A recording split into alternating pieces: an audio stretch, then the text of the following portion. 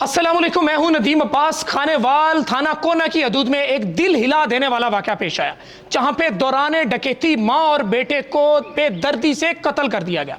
ये वाकया ना सिर्फ खानदान बल्कि पूरे इलाके के लिए सदमे का बायश बना हुआ है। थाना कोना की हदूद में आए दिन चोरी, डकैती और कत्ल की वारदातें बढ़ रही हैं। आखिर वाकयात क्या है? एक छोटा सा मासूम बच्चा जब अपनी मां की गोद में मौजूद था तो उस बच्चे को भी मां के साथ कत्ल कर दिया गया। डकैती भी की गई, घर से कीमती अशिया, जेवरात, मोबाइल भी चुराए गए और साथ में बच्चे को भी कत्ल कर दिया गया। एक बच्चा वहां पे बच गया जो अपनी स्टेटमेंट दे रहा है, यह भी आप मुलाहिजा फरमाएं।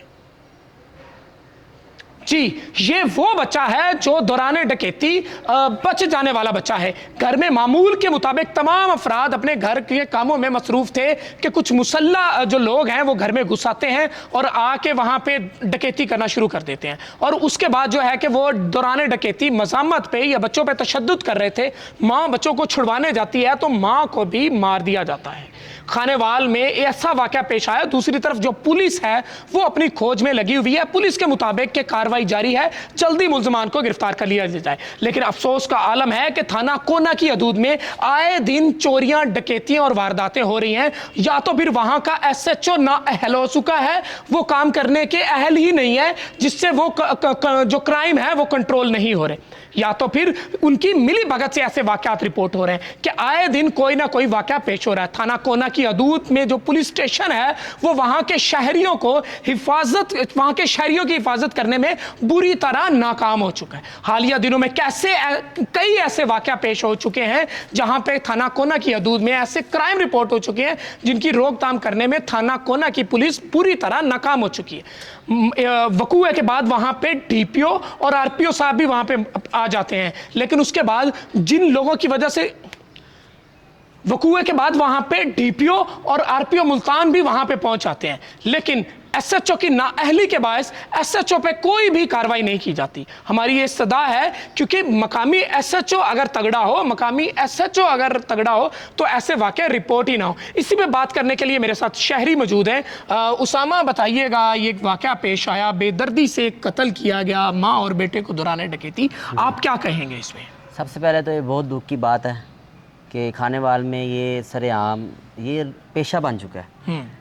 बहुत सारी जगह पे पुलिस बिल्कुल भी हमें काम करती हुई नज़र नहीं आ रही। आपने देखा है इस वीडियो में एक मासूम बच्चा है, वो कैसे कह रहा है मेरे भाई को ऐसे मार दिया गया, मेरी माँ को मार दिया गया। अब मासूम बच्चे को इतनी सी उम्र में इतनी सारी बातों का आप समझते हैं कि ये यहाँ पर ये सरेआम ये चीज़ें होना शुरू हो गई हैं। बिल्कुल ऐसे है। कहीं पे डकैतियाँ हो रही हैं, कहीं पे ये वारदातें, कहीं पे कत्ल आम, कहीं पे ये मंशियात फ़रोख्त। बिल्कुल पुलिस की नज़र से मैं कहता हूँ 2-4 क्या दूर है। पुलिस इस मामले को बिल्कुल संजीदा नहीं ले रही, बिल्कुल भी इसके ऊपर इनके जो है ना ख्यालात मुनसब नहीं है। क्या कहेंगे वज़ीर आला पंजाब मरियम नवाज साहिबा को?